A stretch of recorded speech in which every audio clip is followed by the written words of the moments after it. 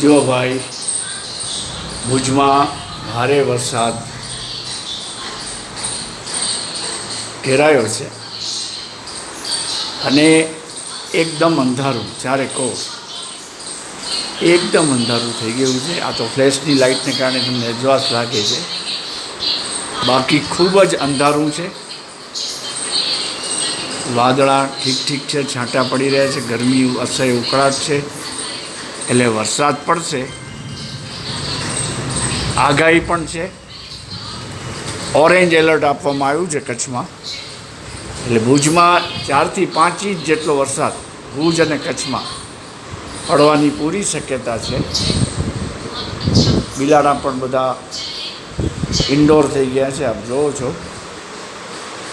બહારે મોકલાય એવું નથી.